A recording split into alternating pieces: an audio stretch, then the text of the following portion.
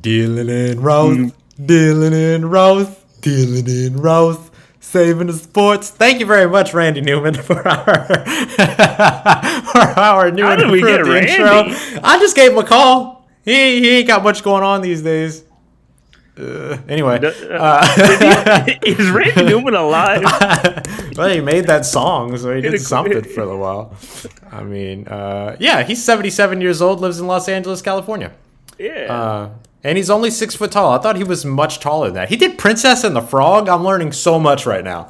Anyway, what's going on, everybody? Dylan and Ross Save Sports. We are back after the long weekend. Hope everybody had a fantastic holiday, or at least long weekend, depending upon how you chose to celebrate it. Dylan Sanders at Dilly Sanders on Twitter. Myself, Ross Jackson at Ross Jackson Nola on Twitter. And Dylan, we have some controversy that we have to address from one of our most recent episodes here at Dylan I don't Ross think Save we Sports. actually need to talk about it, Ross. All right, well then we won't. In that case, we could just move right along. We just need to act like that never happened. That's what everyone else seems to want to do when it comes to controversy these days.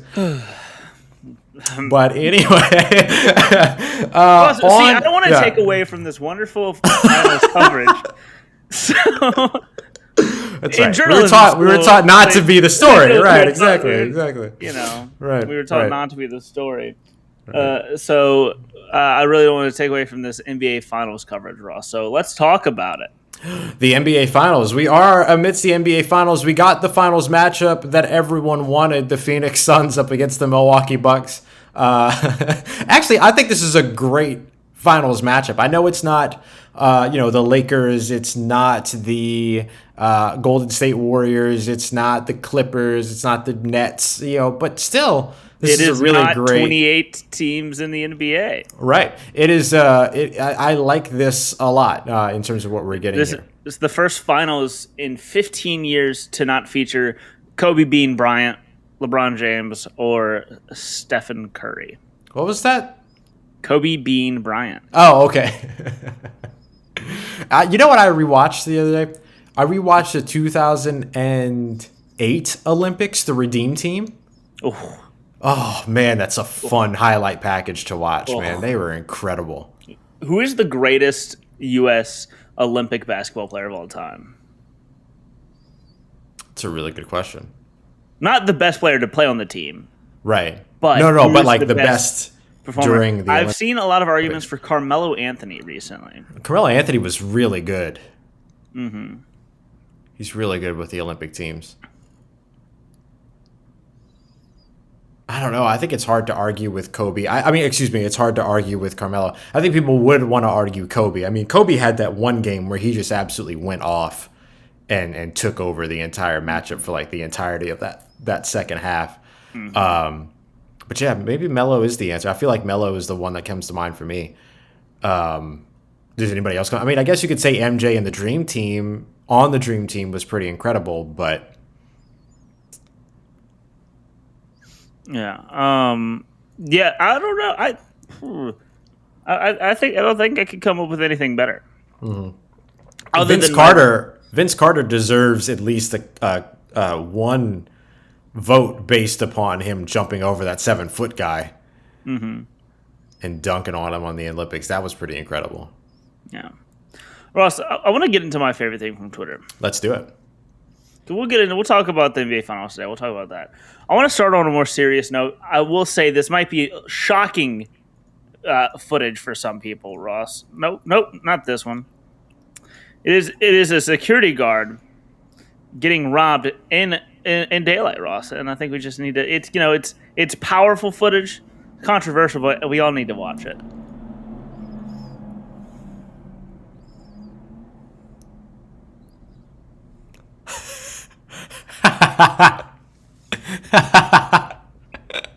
It reminds me of Jumanji. I like that he stands. So okay, for people, describe what just happened for people listening. So a security guard had freshly opened a sandwich with the window open, and a monkey had come up and grabbed the sandwich out of his hand and walked away. Just took it from him with Just absolutely went whoop. That's mine. That sandwich you eating? Thanks for that. It's That's mine mine. now. I love it. I'm a big fan of those moments. It reminds me of Jumanji, though. Like with just the very highly intelligent monkeys just running around. Well, I guess the monkeys in Jumanji weren't highly intelligent, but I guess they're more intelligent than your. Can you say everyday monkeys? I don't even know what that means. Anyway, pretty shocking footage. Yes. To say the least, Ross. To say the least. I love it. Do you have a favorite thing from Twitter? My favorite thing from Twitter today. Did I have a favorite thing from Twitter? I don't think so. I don't think I really found anything today. Nothing crazy? Nah. Nothing too wild going on. I'm trying to think. Did I have anything else? I'm very excited as today we get a new crop of memes, as in the season 2 of I Think You Should Leave premiered this morning. I watched. It took me until the second skit to be in stitches from laughing. Hilarious. I need to start. You told me about it yesterday. Now I need to sit there and talk about. I mean, I know I need to sit there and watch the first season. I haven't gotten the chance to sit down and watch 6 it. episodes each. The episodes are typically around 17 minutes long. A very easy watch.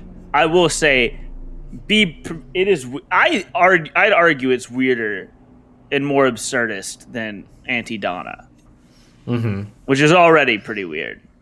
Yeah, Auntie Donna is very absurdist and very weird, and so if I can't see a universe where someone likes Auntie Donna and doesn't like I Think You Should Leave. Sure, that's fair. They're very, very similar. Yeah. Dylan, you'll be very proud to know that I am now fully caught up, and I think you already know this, but so that we talk about it, I am fully caught up now. Watched Captain Marvel, watched Spider-Man Far From Home, finished Falcon and Winter Soldier, and caught up on Loki.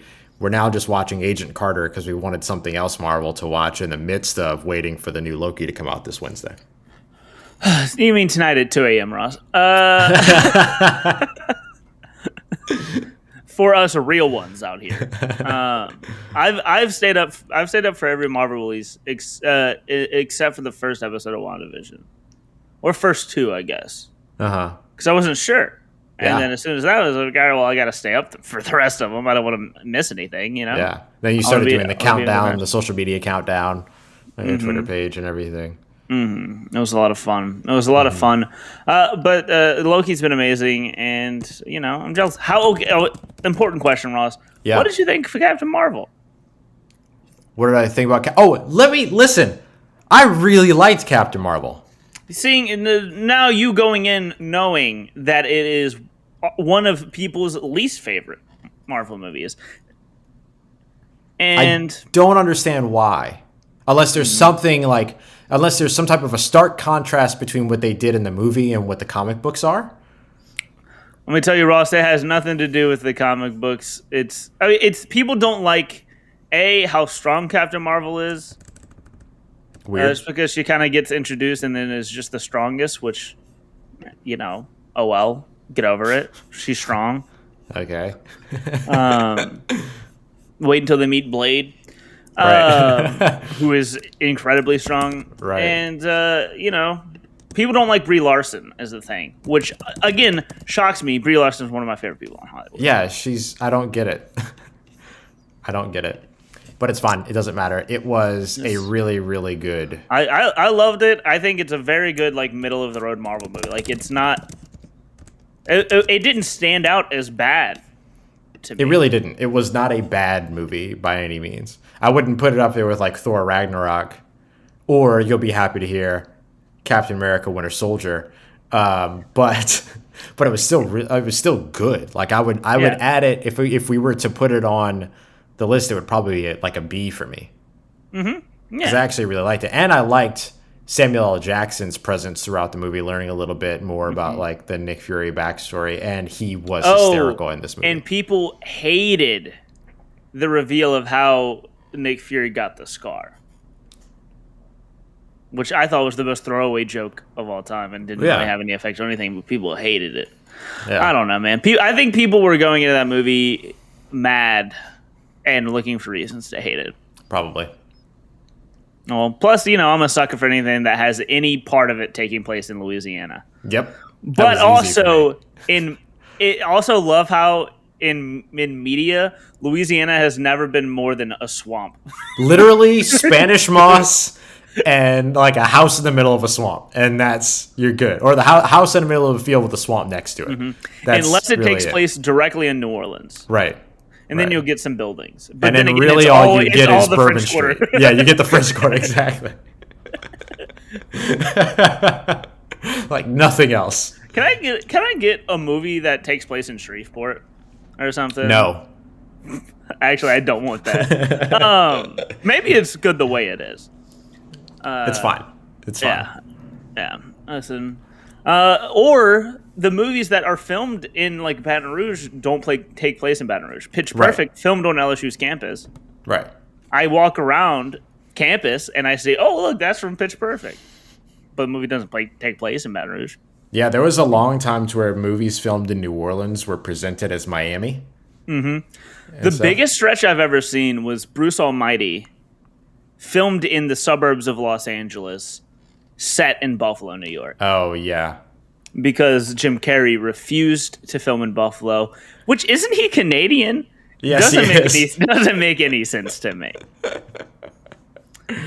Also, okay, right. To talk a little bit about sports right now, Ross. Yeah. Now we have Italy versus Spain. I've been watching. We are in extra time. Italy, I think, hasn't lost a game in 43 games. Woof. I want to say something like that. It's a bad team. Yep. They haven't lost a game in 32 matches. 32 matches by the loss for Italy. It's a bad team. And Spain is this is the semifinal. So it's 1-1 going into extra time now. So we get 30 extra minutes starting now. So we could be ending nearing the end of this game, or we could be ending during penalties, because depending on how long it takes. But I'm excited. We get extra soccer today, and then tomorrow is England Belgium, I believe. Oh, I believe it's coming home. Let's see. England Denmark. Okay. England Denmark. Ross, to talk a little bit of NHL news. Yeah. That series is still going. Yep. We get another game tomorrow night. Game 5. Tampa Bay up 3-1. Do we get to a game 6? Do we get a 3-1 comeback, Dylan? We haven't had any 3-1 comebacks yet. Ross, this would be a 3-0 comeback. Yeah, it's true. That's true. But you know what it is now? It's 3-1. It's a 3-1 comeback now. once it's 3-1. Has there ever been a 3-0 comeback in the NHL? Let me see. Look it up. We're going to learn today. Kyle Senra, where are you, man? We need you for this. We're going to find out, though. I'm going to venture to say no.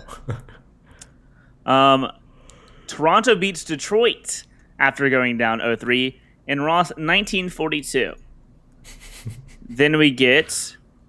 And was that Stanley Cup Finals, or was that just playoffs? Stanley Cup Final. Wow. Quarterfinal series 1975, New York Islanders beat the Pittsburgh Penguins.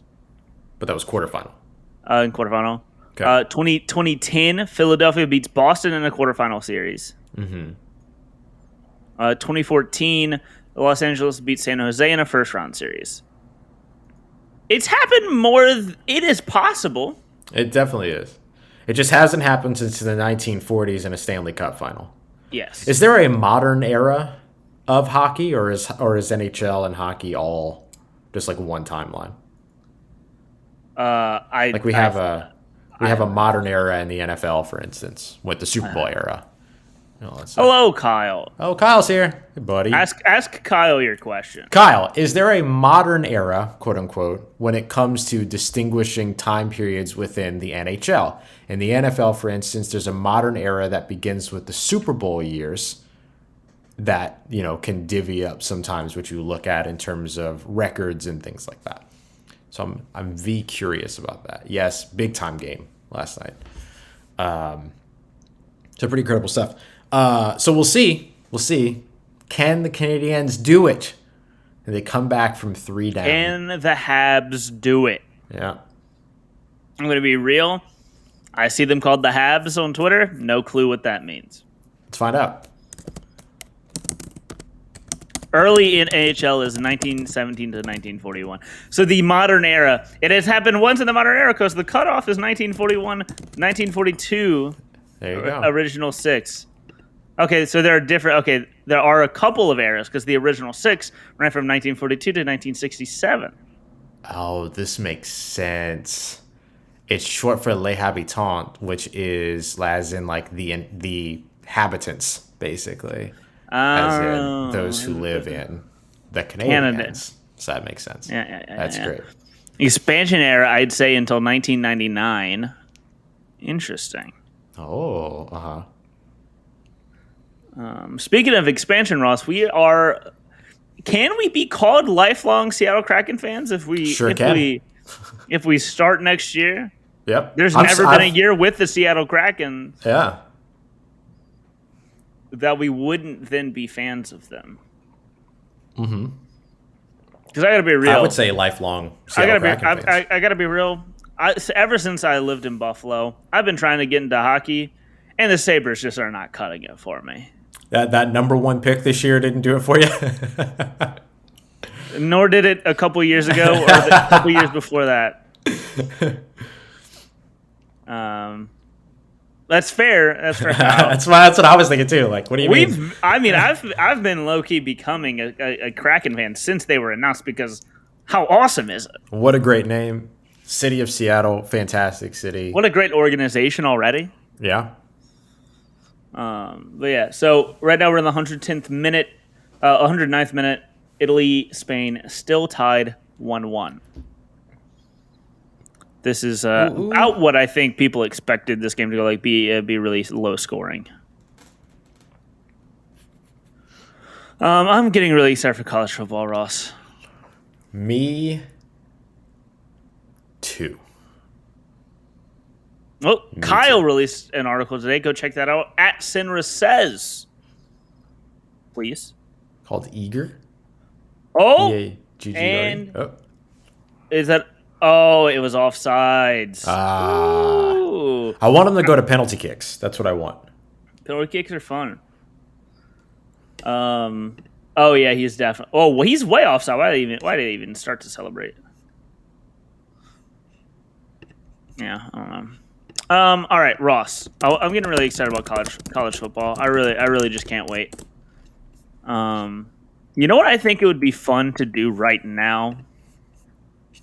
Let me see if your friends have them.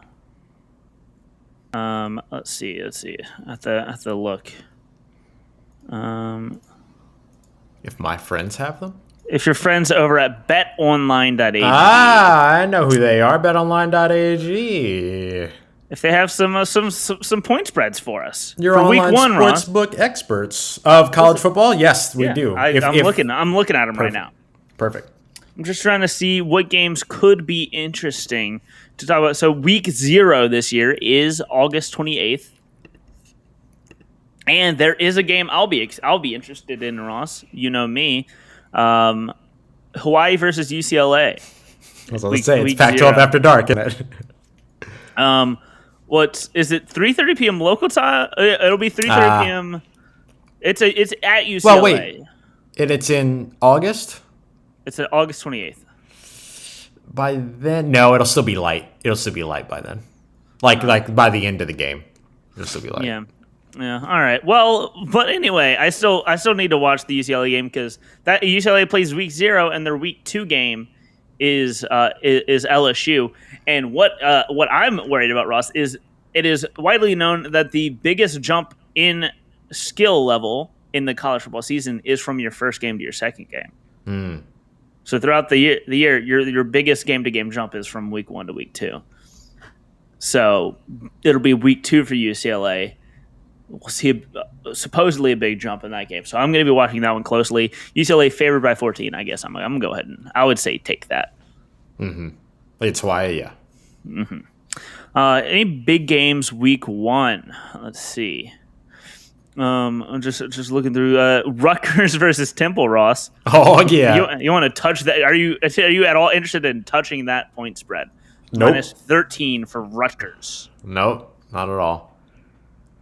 Some really good. You'll see some really good 7th round receivers in that game. Can I give everyone a point spread to take or a point? I mean, give everyone Bowling Green versus Tennessee. Tennessee favored by 30 points. Take Bowling Green to cover that. 10 times out of 10. Are you kidding me? Week 1 under a new underwhelming hire. Yeah, 31's. I mean, that's a stretch. I mean, not a stretch, but like it's a big spread. For week 1. Wake Forest. Sorry, Tyler. Wake Forest favored by 32 against ODU. Wow. Let's see. Stanford versus Kansas State is a pick'em. So we got a pick'em week 1, and I don't like pick'ems. Stay away from that. Ooh, I want to hear what you think about this one, Ross. Oklahoma Tulane. I forgot about this week 1 matchup, and I love this matchup. I love this matchup week 1. Oklahoma, Ross, favored by 21.5. Thoughts? Ooh. This is gonna be the first college football, like the first week 1 game I watched. Is gonna be at noon. Yeah. On Saturday. This is good. What a good way to start off my year. It won't be the first game I watch, but it'll be the first game I watch because it's the first Saturday college football game of the full season. Yeah. Oh, that's an interesting one because Tulane could cover that, right? I mean, you're talking about Big 12 defense here and everything. I'm gonna take Oklahoma to cover that. Okay, yeah. I'm taking Oklahoma to cover that. I just don't know what Tulane's going to look like now that the coach has moved on to Southern Miss. Oh, Will Hall. Will Hall, yeah. But they have like a promising offense. They do. We just don't know what they're going to look for. If anything, I would say stay away from it. Yeah. I don't feel confident either way. Yeah, definitely. I don't feel confident either way. Yeah. If I was gonna pick any of those 3 options, then staying away from it is definitely number 1. But if I had to pick one of the 2 to take one to cover or one to beat the spread, then I'm gonna take Oklahoma to cover. Oh, Ross, we are blessed with a great lineup week 1. Week 1 is usually the cupcake weeks, right. Ross? And you'll usually have a game or 2 that's big. So noon is Oklahoma Tulane, which isn't a big game. Let's be real. For us, I'm saying for us it's a big game. Yeah, big game. I'm going to be watching it very closely. Then at 3:30, we get Alabama at Miami.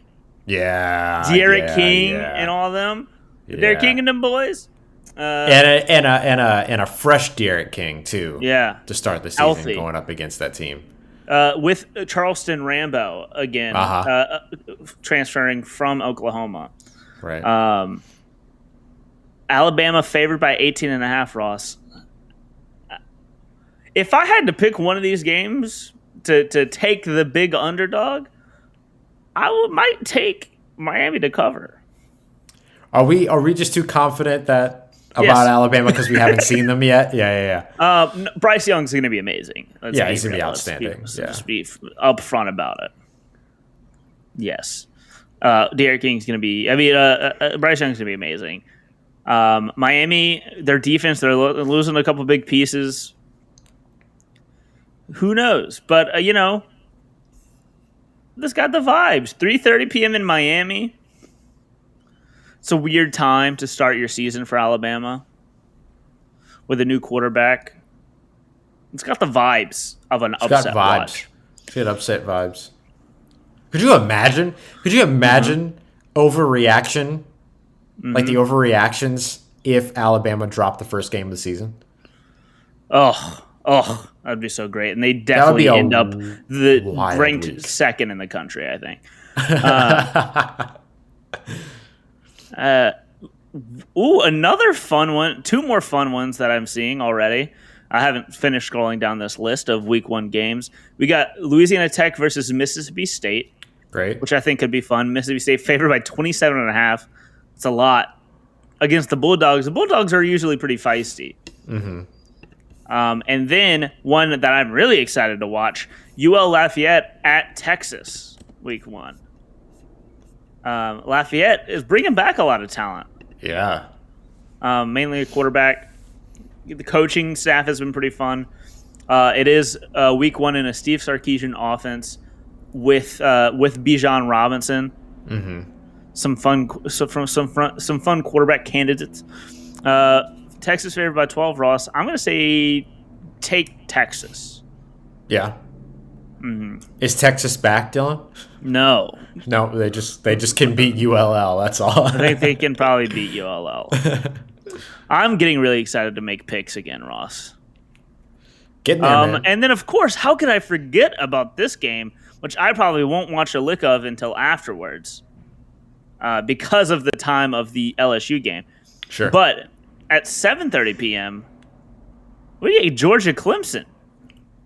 Georgia Clemson right off the bat. Jeez. Week 1. This is a good week 1, Ross. I think we're getting spoiled after last year. Yeah, for Even real. though most of these games have been scheduled for 20 years. Because that's how college football works. We're getting spoiled after a weird week. Weird season. We're getting a great week 1. Yeah. Georgia Clemson. And that's a 3.5-point spread. I'm not touching that. No, I'm leaving that one alone. That's going to be a great game to... DJ Uiagalelei. Yeah. Coming in against JT Daniel. Like, that's going to be a great game, I think, personally, but I am staying away from it with my money. Right. And then LSU UCLA -5 for LSU at 8:30 p.m. that night. Ooh. And then what is this? All of these times in what are these? Are these times in? Does it say? I don't know. It doesn't say. Oh, times in Eastern, I think. Oh yeah, probably. So that's going to be a late game, but I will hopefully be in Los Angeles for that one, Ross. Yeah. Get ready for an early morning that morning. Oh, yeah. Well, I guess you wake up early. Never mind. I was say probably not the right person to warn. Well, we'll at least be getting up before 6 a.m. Oh yeah, that's easy. Okay, good. Because college game day that morning is going to be fun. And you know me, I don't know if you probably don't watch it every week, but I watch game day every week, and I love it. You can watch game day every week. I will be checking out, or you can watch game day that morning. I'll be making sure that everything's good. I think we're gonna start doing pregame shows for Locked On.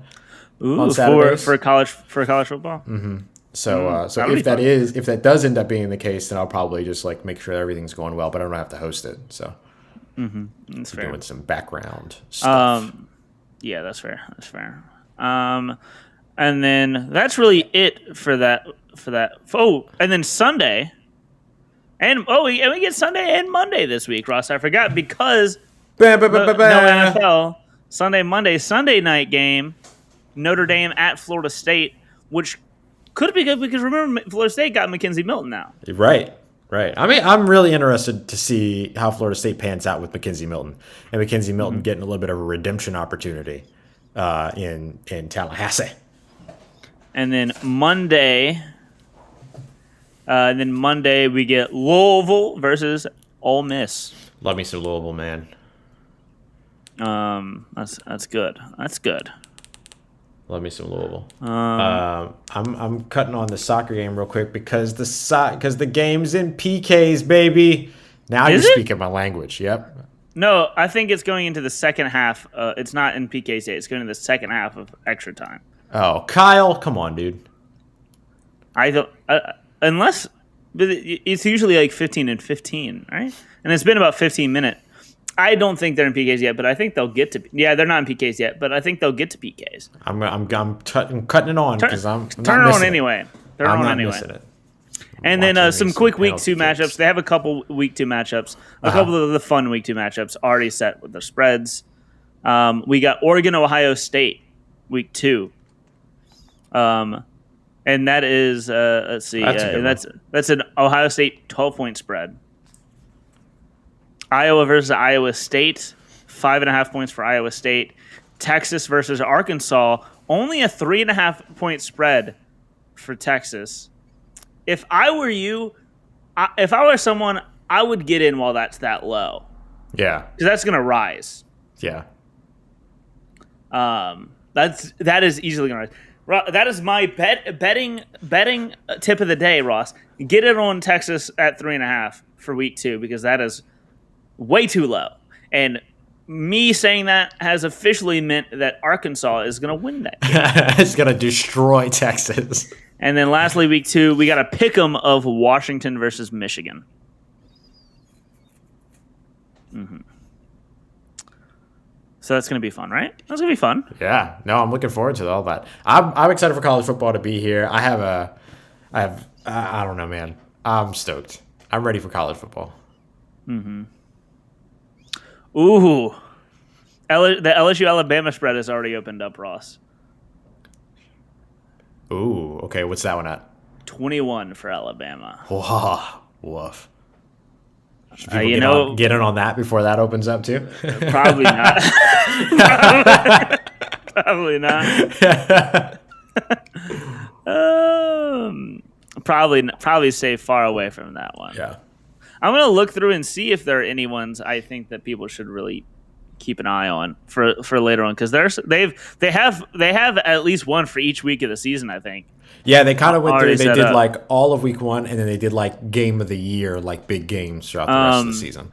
LSU as a +4 against Texas A&M at home at night.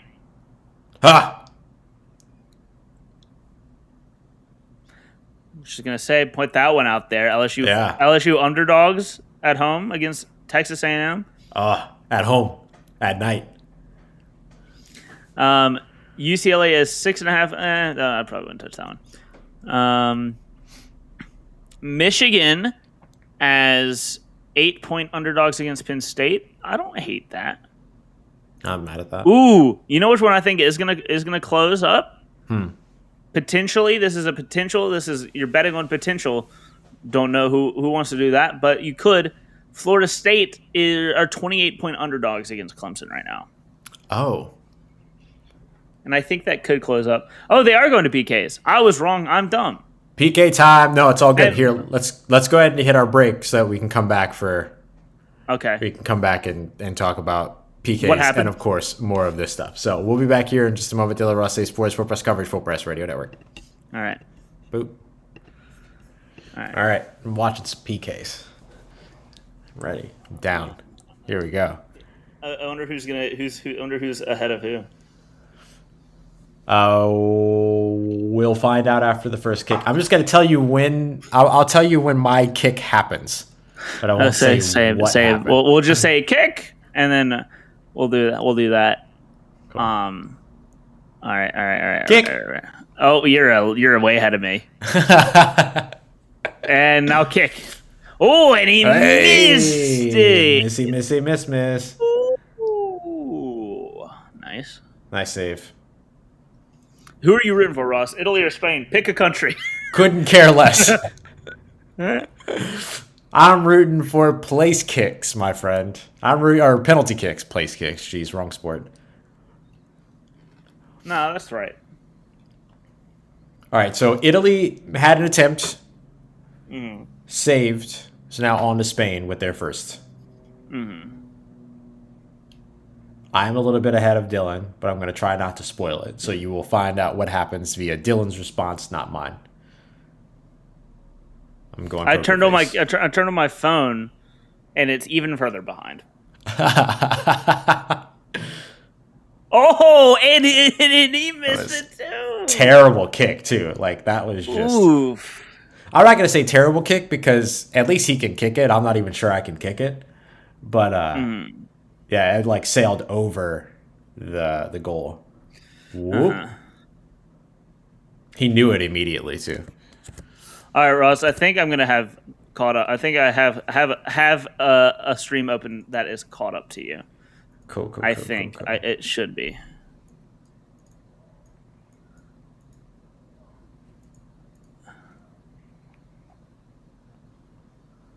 Kick.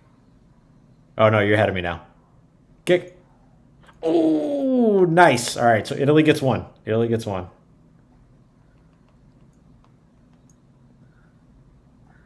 Why can't they just have a stream that works for everybody? You know what I'm saying? Huh? Right? Why can't we all just be friends?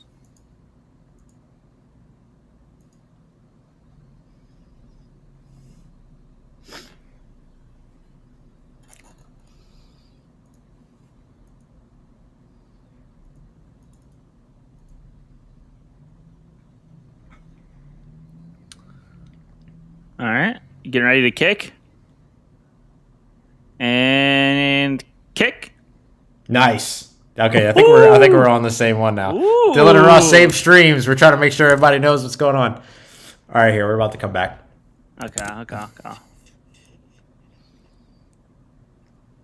All right, everybody. Dylan and Ross save sports. Full press coverage, full press radio network. We are back, and right now as we watch Italy and Spain in penalty kicks. Italy and Spain both missing their first, but making their second. So penalty kicks right now tied 1-1 going into Italy's third kick. So that's where we are with that so far. Dylan, you asked me before, who am I pulling for, Italy or Spain? I don't know yet, but here goes Italy.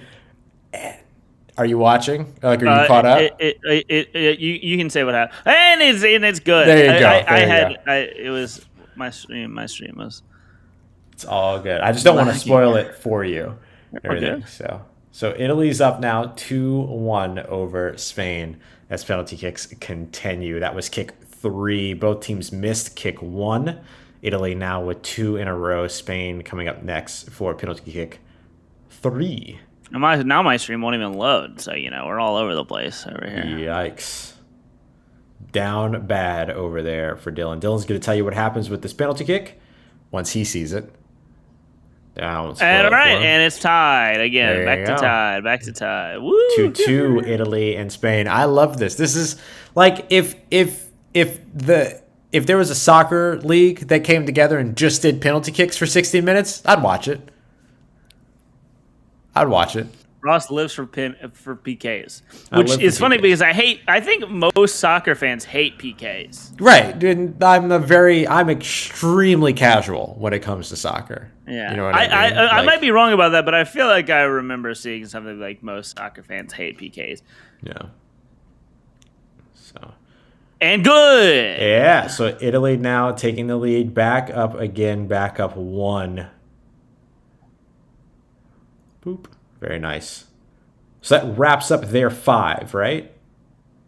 That was their 5th. Yeah. So now, if Italy can get a save here, then they will. Oh, no. That was number 4. Mm-hmm. But Italy can certainly help themselves with a save here. Mm-hmm. Getting a save on a PK. Oh, as we. Hey, there you go. Getting a save as a PK must be the best feeling ever. Yep. All right, so Italy gets the save there on Spain's 4th penalty kick. So now Italy will come up. If they make this, then it's their match. They'll win. If not, then Spain will get one more opportunity to tie it up. This is huge. And force more. England's my team through this, so I don't really care. Have a rooting interest in this game, but I just want I want the best man to win. Agreed.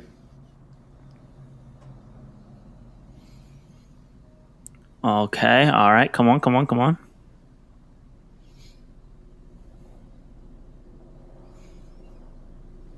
Kick. Oh, wow. Well done. Italy knocking it through, so they are going to get the victory here. They win. Italy wins. I like that. He just took advantage of the goalie's aggressiveness there, and then just kind of tapped it on in. No big deal. Yep. I think so. Italy with the win over Spain. Took all 5 penalty kicks, but they got it done. Yeah, that's my stuff right there. Kyle says that he feels like hockey fans hate shootouts more than soccer fans hate penalty kicks. Fun fact about me, another thing I absolutely love, shootouts in hockey. That was a nasty penalty. That was a good one. That was really awesome. Nice. Very, very nice. That was a fun set of PKs. Wow. Got a little bit of everything. Did you come across any other week one spreads or not even just week one, but spreads in college football that you're interested in? Looking through now. Texas is only 2 points against Oklahoma State. LSU Florida right now is at LSU minus 1.5. Did not expect that. No. I feel like people are going to be much more. I feel like people are going to be a lot more bullish on LSU going into this year because there was a lot of improvements over the offseason, but still a lot of changes. So we don't really know what it's going to look like.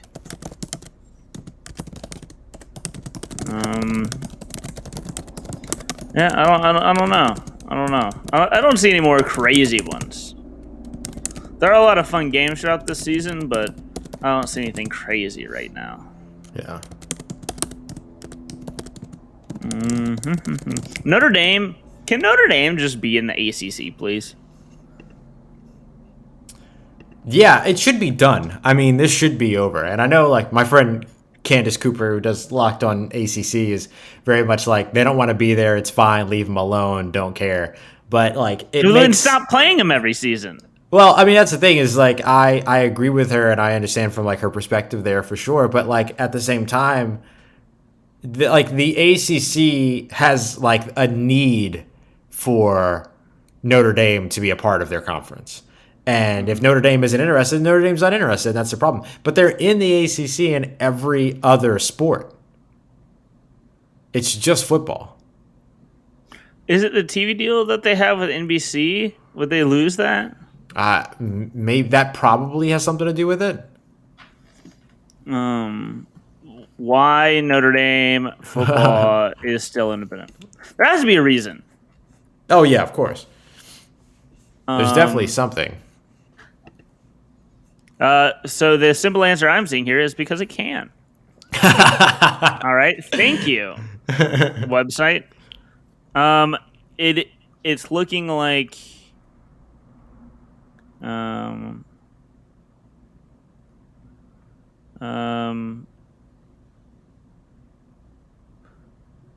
Let's see. I don't see anything. I mean, it might not be the TV deal with NBC. Yeah. It might just be that that's what they want to do. Uh-huh. Because they were technically in the ACC last year, and they still had all their games televised on NBC.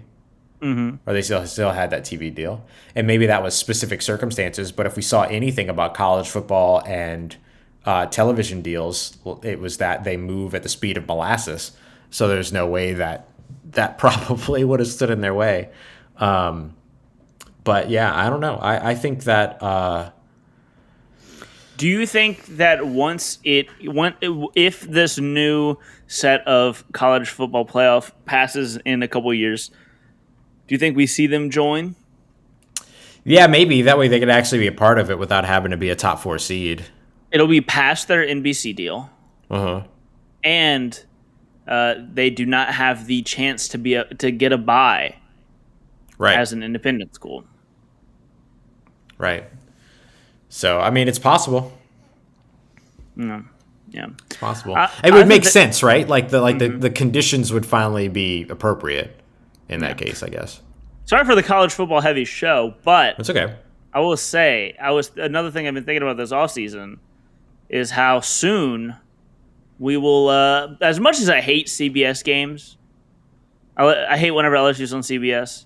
Mm-hmm. The commercials are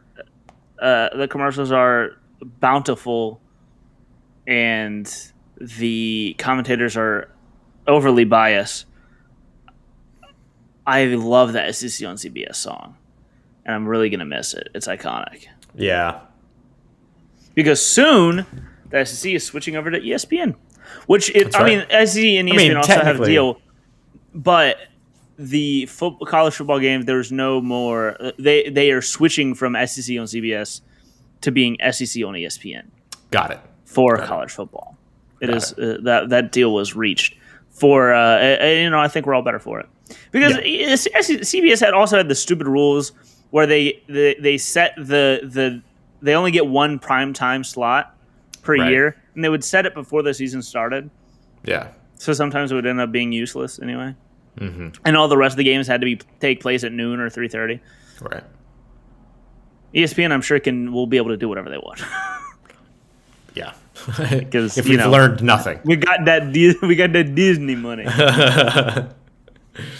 So when does that take effect? Beginning in 2024. Okay. It'll be ABC. Yeah. Can you guess how much money they paid for a 10-year deal? Is it in the millions or billions? I'm currently trying to find the money.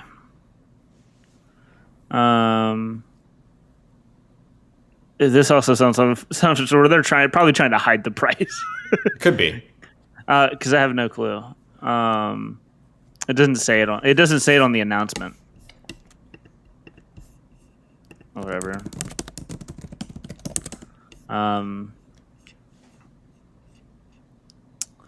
Option to feature marquee SEC games in prime time on ABC's Saturday Night Football.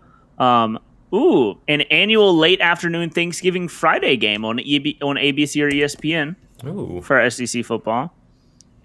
All SEC-controlled games will be produced and distributed nationally via ABC, ESPN, ESPN2, ESPNU, ESPN Plus, SEC Network, or SEC Network Plus, and that's great. And that is a good deal. I will say, Ross, for smaller schools at the beginning of the year, they're going to be able to find their games no matter what against that the SEC teams play throughout the year. So that's a plus for their fans.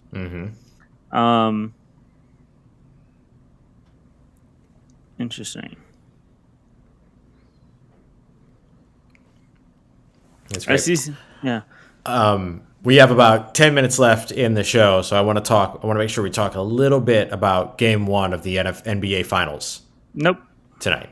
So we have the Phoenix Suns and the Milwaukee Buckaroonies. The Phoenix Suns are favored in this game going in at -6. So they are heavily favored. Giannis was doubtful last I saw. I'm going to check real quick to see if there's been any update to that. I don't think that there has been. Otherwise, we would have heard it very, very early already. He's still listed as day-to-day, but he's not listed as out or available at this point. But I think it'd be a bit of a stretch to just think we would see him, I would imagine.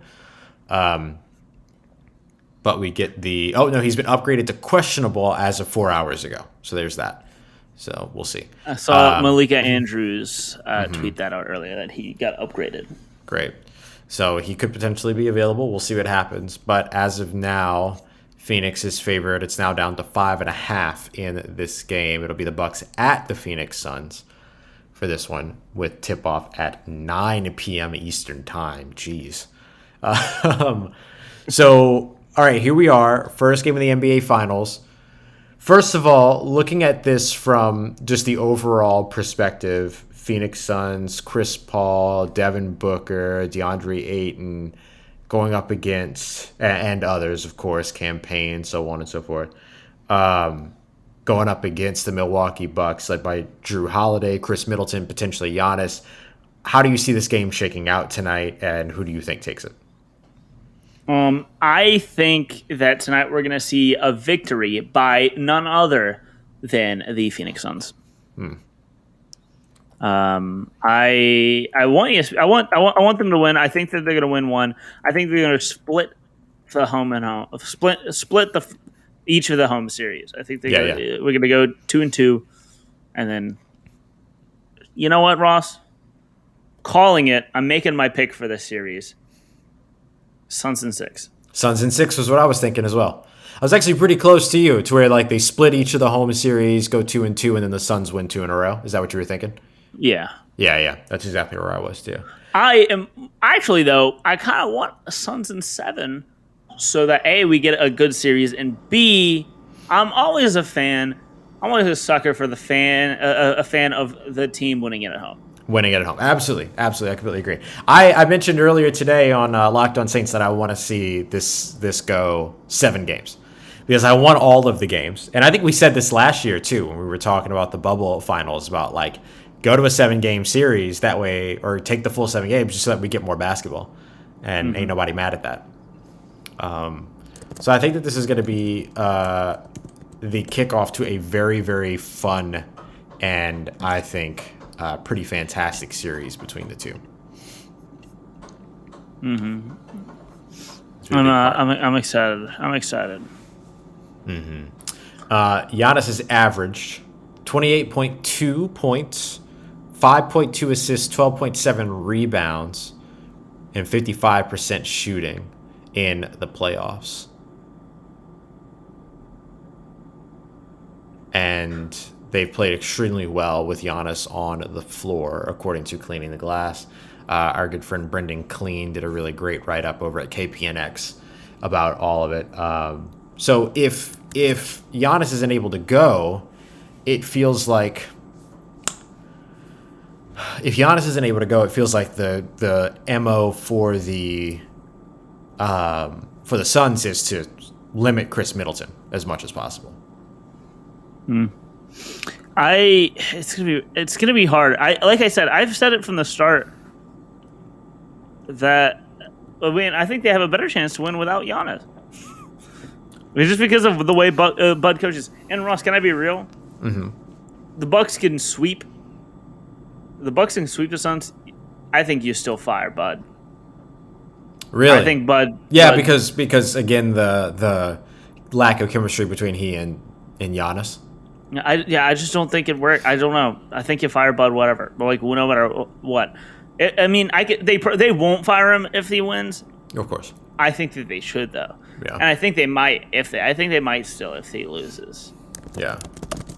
But I don't know. I just don't think it's there. But Ross, I want to stop the conversation right now about how this is bad for basketball. Okay. People are saying it's bad for basketball because there's no big city in it.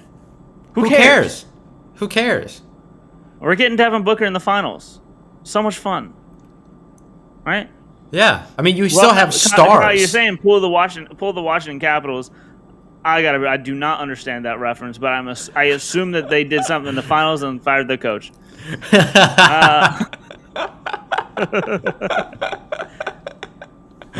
I think that's correct. No, I completely agree with you. Like, this is not bad for basketball. This is good for basketball. Yep, you got it. You nailed it. They've got rid of Barry Trotz. It's a great name. They let Barry trot after winning the Stanley Cup.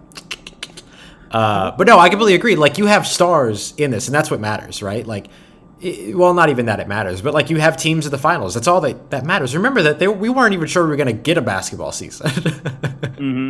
Like, we weren't even sure we were going to make it to this point because of all the games that were missed earlier and players getting COVID and all these other things. Like, there was no real. And then they decided to do the All-Star game, so on and so forth. Like, we weren't even sure we were actually going to get much of a basketball season, nevertheless, playoffs and a finals matchup here. So this whole idea that you have to have a big market in it in order for it to mean something is just absolute crap. Like, who played in the Super Bowl last year? Tampa and Kansas City. Like, those are not huge markets in terms of like general, like what we consider to be big market sizes. They're underestimated markets, just like Phoenix and Milwaukee are, if we're being honest. Oh, well, that's weird. Game 7 is on a Thursday. Weird. Right? I feel like and we're not getting a Sunday game. I feel like we usually get a Sunday NBA playoffs game. Sunday seems like a basketball day. I don't know. Yeah. Warriors Cavs series got boring after a while. 3 straight years since 6 different teams. Yeah, because remember, we went 3 straight years watching the Warriors and Cavs play against one another. in the finals. And it got boring. Yeah. I mean, of course, the series is. I mean, it was always good basketball, but like the narrative got boring. Right. The series themselves weren't boring. The narrative got boring. Also, are Oakland and Cleveland big markets?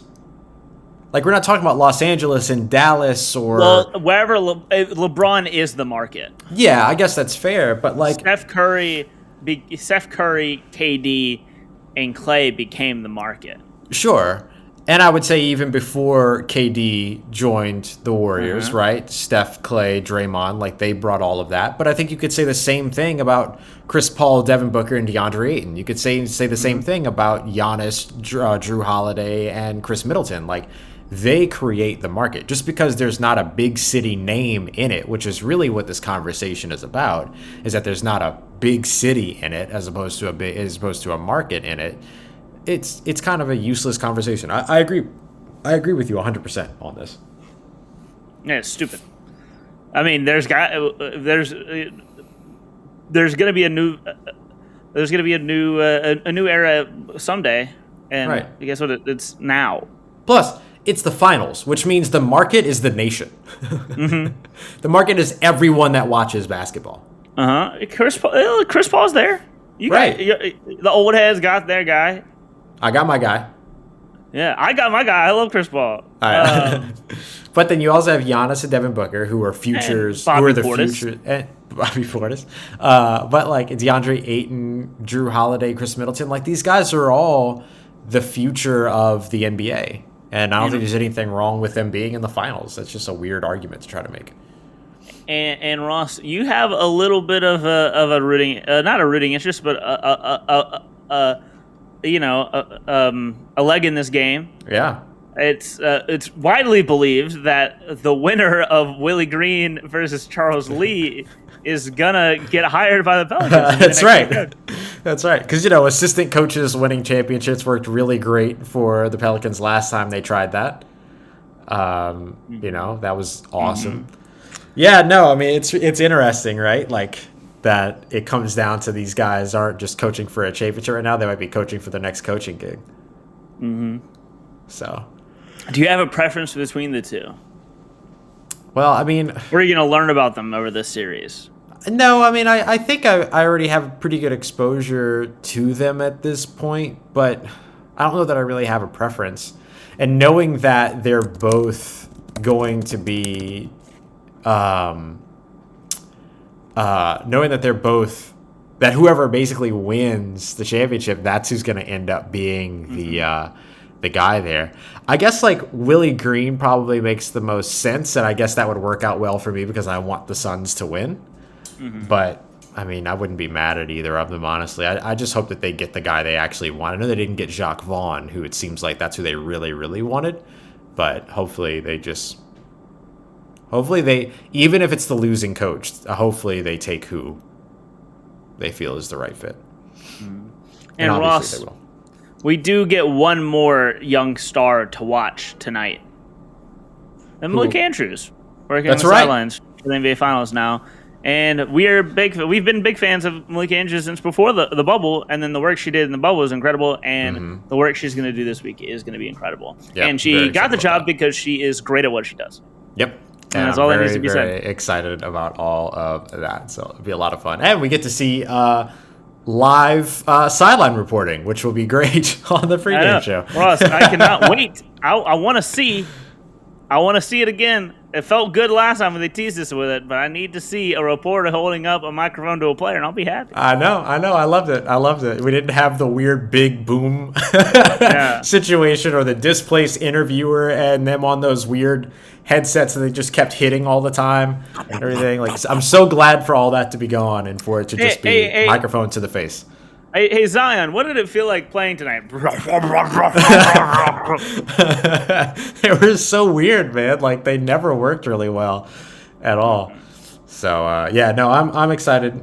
So we'll get our first taste of NBA Finals action tonight And then we'll be back tomorrow, 5 p.m. Eastern time, to recap it, look ahead to Game 2. Thank you very much for being here with us. For Dylan Sanders, at Dilly Sanders, I'm Ross Jackson, at Ross Jackson Nola. Make sure you check out the show on Twitter as well, at DAR Save Sports.